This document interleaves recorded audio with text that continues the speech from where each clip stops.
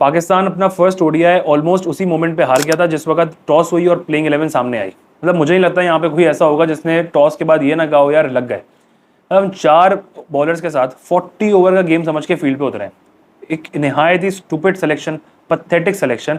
ये ऑस्ट्रेलिया के टूर पे शुरू हुआ, अफ्रीका में भी यही किया और फिर अभी भी यही कर रहा है। इस चक्कर में चैंपियंस ट्रॉफी बढ़ गई लेकिन एक बंदे की ईगो नहीं टूट रही, आकिब जावेद की अना नहीं टूट रही है। अपनी ईगो को जस्टिफाई करने के लिए ऐसे पथेटिक डिसीजंस लिए चले जा रहे हैं। यहाँ पे कोई मंतक नहीं बनती थी कि आप 5 बॉलर को लेकर नहीं आए।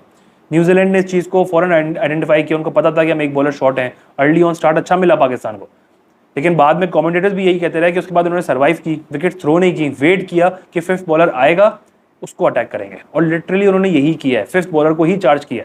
हमारे 5th और 6th बॉलर ने 10 ओवर में 118 रन दिए हैं। हम ये मैच जो हारे हैं ये बॉलिंग की वजह से हारे हैं। सबसे पहले पार्ट टाइमर को इतनी मार पड़ी है, पूरा मोमेंटम ही शिफ्ट हो गया। उसके बाद चैपमैन जो था वो आई थिंक 62 बॉल में 38-39 रन थे, वहां बैक टू बैक सिक्सेस मारे आगा को। उसके बाद मोमेंटम शिफ्ट हुआ, फिर दोबारा पाकिस्तान के हाथ में नहीं आया। फिर जो भुर्ता उन्होंने बनाया है ना उसकी कोई कसर नहीं छोड़ी उन्होंने। ये मैच हम हारे हैं कि हमारे पास 5वां रेगुलर बॉलर नहीं था। चलो हमारे पास कोई ऑलराउंडर हो, हार्दिक पांड्या जैसा, अक्षर पटेल जैसा स्पिनर हो, आगा अक्षर पटेल जैसा नहीं है, आगा जडेजा जैसा नहीं है, वो नहीं है आपका 5th बॉलर। जबरदस्ती क्यों बनाना है उसको 5th बॉलर भाई? या तो कोई ऐसा हमारे पास पार्ट टाइमर्स हो, मतलब फुल टाइम ऑलराउंडर्स हो जडेजा जैसे, तो समझ में आता है। हमारे पास है नहीं, हमारे पास 5 बॉलर्स हैं, उनको भी कम कर दिया है। आकिब जावेद कहते हैं मैं 4 खिलाऊंगा। इंग्लैंड के साथ जो हम सीरीज जीते थे ना, एक तो हमारे ये होता है कि एक चीज़ आप जीत जाओ उसके बाद हमारे गले पड़ जाते हैं लोग। 152 for 0 हो गया, इंग्लैंड से सीरीज जीत गए, तो वो लोग मुसल्लत हो जाते हैं पाकिस्तान क्रिकेट बोर्ड के ऊपर। एक सीरीज पाकिस्तान जीता है अलीम दार के डिसीजन की वजह से। आकिब बॉल प्रमोट हो गया। जिस वक्त ये आकिब बॉल प्रमोट हो रहा था, कोच बन रहा था, मैंने यही कहा था रमीज राजा से बुरा दौर आ रहा है पाकिस्तान क्रिकेट का आकिब जावेद के दौर में। और वो प्रूव कर रहे हैं हर दिन कि हम क्यों मजीद बदतर होते चले जा रहे हैं। इंतहाई पथेटिक और स्टूपिड सिलेक्शन है। आपके पास ऑप्शन ना हो समझ में आता है। सुफियान मुकीम, वसीम जूनियर, इवन फहीम अशरफ, यार किसी को भी खिला देते भाई। कोई 5वां बॉलर तो होता हमारे पास, मतलब कोई था ही नहीं। अनबिलीवेबल यार, मतलब इससे ज्यादा स्टूपिडिटी कुछ हो नहीं सकती कि आपने एक कैप्टन को उसकी अथॉरिटी दी हुई नहीं है, सारे डिसीजन खुद लेने हैं। वो फील्ड पे खड़ा हुआ लड़वाने के लिए, उसके बाद बॉलर ही नहीं लड़वाने के लिए, क्या कर लेगा वो?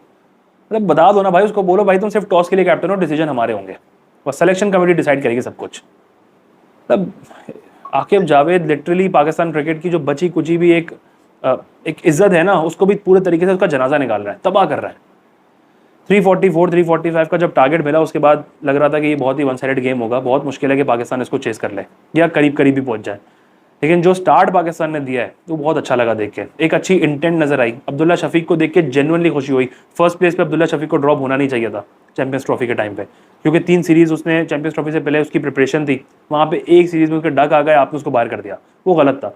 लेकिन खैर अब वापस आए, उन्होंने जिस तरह अच्छा स्टार्ट दिया, स्टाइलिश बैट्समैन है, एक अच्छी उनमें इंटेंट नजर आई, कॉन्फिडेंस नजर आ रहा था आहिस्ता आहिस्ता। बस अब ये है कि इसको कैरी कर लें और एक लंबी इनिंग जो ड्यू है ना वो खेल दे। उसको देख के वाकई खुशी होती थी और वो डिजर्व करता है कि वो टीम में रहे। उस्मान खान ने अच्छा स्टार्ट दिया, साथ में अच्छी पार्टनरशिप बिल्ड की। 10 ओवर में जो हमें रन चाहिए थे, न्यूजीलैंड के 10 ओवर में 37-38 रन थे, हमारे 50+60 रन थे। तो एक अच्छा स्टार्ट उस्मान ने भी दिया। बट आई होप कि मैं गलत साबित हो जाऊं, लेकिन उस्मान का मसला ये है कि वो लॉन्ग टर्म शायद सर्वाइव ना कर पाए पाकिस्तान क्रिकेट के अंदर, क्योंकि जिस टेक्निक से वो खेलते हैं वो भले 150 या 200 बना दें अकेले, लेकिन वो लॉन्ग टर्म वाले प्लेयर रहेंगे नहीं। वो मेरे ख्याल से ना जल्दी पकड़े जाएंगे, उनकी वीकनेस सामने आ जाएगी, वो एक्सपोज हो जाएंगे जिस टेक्निक के साथ वो खेल रहे हैं। बट आई होप कि मैं गलत साबित हूँ, बट ऐसा लगता नहीं है कि उस्मान लंबा सर्वाइव कर पाए जिस तरह वो खेल रहे थे। बट आज दोनों ने बहुत अच्छा स्टार्ट दिया, जो एक स्टार्ट की हमें नीड थी वाइल चेजिंग 340+। उसके बाद आते हैं बाबर आजम। आज उनके बारे में सोशल मीडिया पे हर तरफ बात चल रही है। मैं ये कहूँ कि आज बाबर के फैंस के लिए ईद नहीं है तो ये गलत होगा। मतलब आज लिटरली उनके लिए ईद का त्यौहार है जिसमें वो एंजॉय कर रहे हैं कि उनके रन्स आ गए। और वाकई एक अच्छा स्टार्ट दिया उन्होंने, डिसेंट स्टार्ट था, अच्छे रन्स बनाए।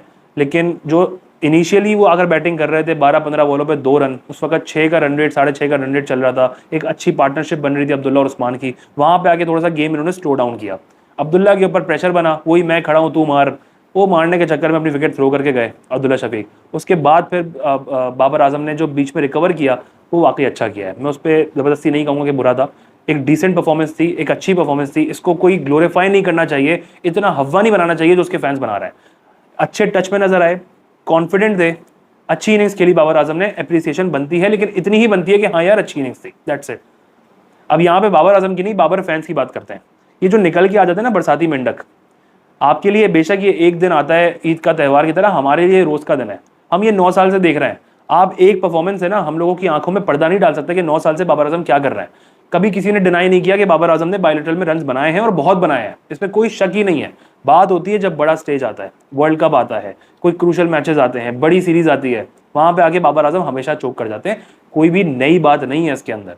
इस 78 को इनके फैंस बैठ के ऐसे ग्लोरीफाई कर रहे हैं एज इफ उसने वर्ल्ड कप फाइनल के अंदर मैच विनिंग परफॉर्मेंस देके ट्रॉफी जिता दी है पाकिस्तान को। Relax Babar fans, calm down, stay in your caves. आप लोग वहीं अच्छे लगते हो। आप लोगों के लिए एक आधे दिन ये सेलिब्रेशन होती है, हमारे लिए ये रोज होता है।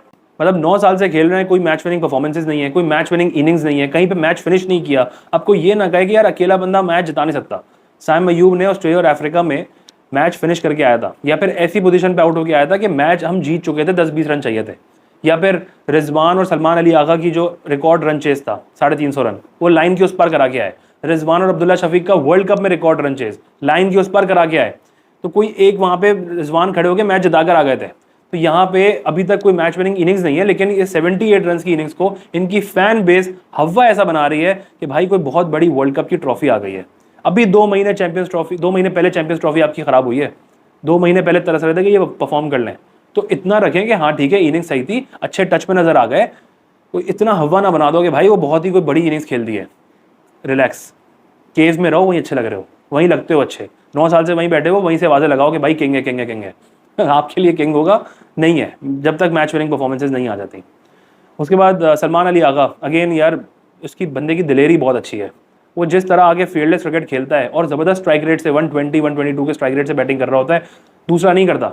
आगा बैटिंग करने आया था ना, बाबर आजम कह रहे हैं मैं खड़ा हूँ तू मार, आगा मार रहा है, वो नहीं मार रहा है, खुद पहले से खड़े हुए हैं, वन डाउन आकर आगा बाद में आ रहा है। ये भी एक बड़ा मसला है कि भाई मैं खड़ा हूँ तू मार, सबको यही बोलते रहेंगे, ये भी ठीक नहीं है। तो खैर आगा की जो फील्डलेस क्रिकेट है इसकी कोई मिसाल नहीं है भाई, अमेजिंग यार, कंप्लीट पैकेज है, इसमें तो कोई शक नहीं है। ऑल फॉर्मेट क्रिकेटर है हमारा, और इस वक्त साइम के बाद अगर कोई इम्पैक्ट प्लेयर है ना तो वो सलमान अली आगा ही है। तो अमेजिंग यार, उसने जिस तरह की इंटेंट से क्रिकेट खेलता है, पूरी कोशिश करता है, बस उसका साथ देने वाला वहां पे कोई चाहिए था। सिर्फ खड़ा भी रहता ना, ये मैच जिता देता। अगर कोई एक अपनी विकेट बचा के सिर्फ खड़ा रहता, वो मैच जिताने की सलाहियत रखता है। तो ही प्लेड रियली वेल। नीचे से आ जाते हैं तैयब ताहिर और इरफान न्याजी पे। अगेन तैयब ताहिर मैं हमेशा बैक करता हूँ, सपोर्ट करता हूँ कि तैयब को होना चाहिए। कई लोग उसको गालियां दे रहे हैं, टुल्ला बोल रहे हैं, पता नहीं क्या कुछ नहीं बोल चुके। आई स्टिल फील कि तैयब ताहिर एक अच्छा प्लेयर है, पर वो नंबर 4 का प्लेयर है। नंबर 6 पे बंदे ने लिस्ट ए के अंदर भी सिर्फ एक मैच खेला हुआ पिछले 4 सालों में, सिर्फ एक मैच, और 48-51 के एवरेज उसके नंबर 4 पे हैं, नंबर 3 पे हैं। तो उसको वहाँ पे नंबर 6 पे सही से यूटिलाइज नहीं कर रहा है। बट आई स्टिल फील कि ये ऑब्वियसली 100% एक्सक्यूज नहीं बन सकती है। बहुत डिसअपॉइंटमेंट हो रही है तैयब ताहिर को देख के। मतलब उसकी एक इमर्जिंग एशिया कप की सेंचुरी याद है, उसके बाद कोई परफॉर्मेंस ही याद नहीं आ रही है कि कहीं पे आगे उसने कोई इम्पैक्ट प्ले कर दिया हो। डिसअपॉइंटमेंट हो रही है। मैं उसको हमेशा बैक करता हूँ, सपोर्ट करता हूँ। आई स्टिल फील कि वो एक अच्छा प्लेयर है, एक अच्छा बैट्समैन है। उसको टुल्ला बना रहे हैं ये लोग, जिस तरह हैदर अली को बनाया था, जिस तरह सबको फिनिशर बना देते हैं ये लोग, इस तरह तैयब को भी ज़ाया कर रहे हैं। लेकिन फिर भी तैयब को कहीं ना कहीं कुछ एक इम्पैक्ट प्ले करना पड़ेगा, कहीं अपनी परफॉर्मेंस देनी पड़ेगी। ये पोजीशन ऐसी नहीं थी जहाँ पे कोई 40 बॉलों पे 100 रन चाहिए हो, 60 बॉल्स में 90 रन चाहिए थे। स्टार्ट रना बॉल से भी करता तो वो मैच फिनिश कर सकता था। तो रिस्पॉन्सिबिलिटी जो है ना वो लेनी चाहिए थी। लेकिन एक मैं बात ज़रूर कहूँगा, तैयब ताहिर को जो लोग गालियाँ दे रहे हैं ना बैठ के, याद रखना कि वो नंबर 4 का बैट्समैन है। और आप पोजीशन के लिए रोते हो अपने फेवरेट प्लेयर के लिए कि बाबर अगर चैंपियंस ट्रॉफी में नंबर 3 पे होता तो हम चैंपियंस ट्रॉफी जीत जाते। तो फिर दूसरे के लिए भी आवाज उठाओ कि दूसरा भी गलत नंबर पे खेल रहा है। ये नहीं कि बस मेरा फेवरेट प्लेयर को अपना नंबर मिल जाए, बाकी सब जो है ना फ्लेक्सिबल होने चाहिए। ये नहीं होना चाहिए, ये ज्यादती वाली बात है। आप बोलोगे तैयब ताहिर साहब भी गलत हो रहा है, इस चीज को भी तस्लीम करें कि वो गलत नंबर पे खेल रहा है। अगर आप कह रहे हो बाबर को गलत नंबर मिलता है, वरना फिर बाबर को भी फ्लेक्सिबल होना चाहिए। ये हिपोक्रेसी अच्छी बात नहीं है। फिर इरफान न्याजी, अगेन उसको भी रिस्पॉन्सिबिलिटी लेनी चाहिए थी। एक पोटेंशियल है उसके अंदर, मेंटल ब्लॉक है जिसको तोड़ना ज़रूरी है ताकि वो एक अपना फील्डलेस क्रिकेट खेल सके। बट अगेन रिलैक्स, जितने लोग बैठ के गालियां दे रहे हैं ना, काम डाउन। इतना क्रिकेट नहीं खेला है उसने अभी कि आप सारा उस पर इतना क्रिटिसिज्म डाल दो, इतना ब्लेम डाल दो। ऊपर वाले आके रिक्वायर्ड यूनिट खराब कर दें। जब बाबर आए थे रिक्वायर्ड यूनिट 6.65 का था, और जब वो गए हैं तो 10 का रिक्वायर्ड यूनिट छोड़ गए, 9-10 के आसपास का। तो भाई रिलैक्स यार, आप अगले बंदे के ऊपर सारा ब्लेम डाल देते हैं, नीचे वालों के ऊपर आके। कोई डिफेंड नहीं कर रहा है इस बात को कि 22 रन पे 7 आउट होना कोई जस्टिफाई नहीं कर रहा। इररिस्पॉन्सिबल क्रिकेट खेला है, बट आप सारा ब्लेम नहीं डाल सकते इन दोनों के ऊपर कि बस 100% गलती इनकी है।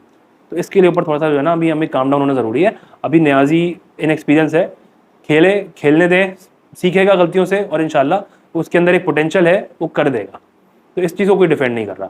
एक बात मैं ज़रूर इसमें ऐड करूँगा, हारिस रऊफ नो डाउट अच्छी बॉलिंग की है, सेना कंट्रीज में अच्छी करते भी हैं, 38 रन उन्होंने 10 ओवर में दिए और आउट भी किया, लेकिन इनिशियली ना वो आपकी टीम में ड्रॉप हुए थे। ओडीआई टीम में हारिस रऊफ नहीं थे, वसीम जूनियर प्रायोरिटी पे सिलेक्ट हुए थे, उनको ही पहले मिलना चाहिए था चांस खेलने का, तीनों मैचेस मिलने चाहिए थे।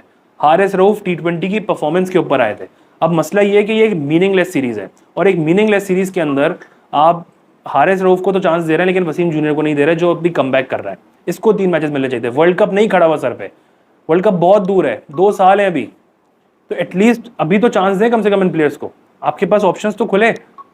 तो पहली प्रायोरिटी वसीम जूनियर ही होना चाहिए था, क्योंकि इनिशियली वो स्क्वाड का हिस्सा था, जो बाद में आया था उसको बैकअप के तौर पे रखना चाहिए था।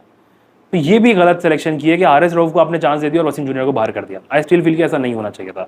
बाकी आखिर में जाते जाते सिर्फ एक बात कहूंगा, बाबर फैंस प्लीज अपने केव में रहो। एक मीनिंगलेस सीरीज के अंदर 78 रन और इस तरह की बायलैटरल सीरीज में बहुत रन पहले बनाए हैं, कोई इस फैक्ट को डिनाई नहीं करता। इस इनिंग्स को एक नॉर्मल इनिंग्स कंसिडर कर लो। वर्ल्ड कप नहीं जिता दिया, मैच नहीं जिता दिया, 78 रन में भी मैच फिनिश नहीं किया, मैच विनिंग इनिंग्स नहीं है। सो काम डाउन एंड रिलैक्स। आगे बहुत मैचेस पड़े, आगे देख लेंगे कि मीनिंगलेस सीरीज से निकल के भी कैसे परफॉर्मेंस आती है, फुल स्ट्रेंथ के सामने कैसे आउट ऑफ फॉर्म हो जाते हैं।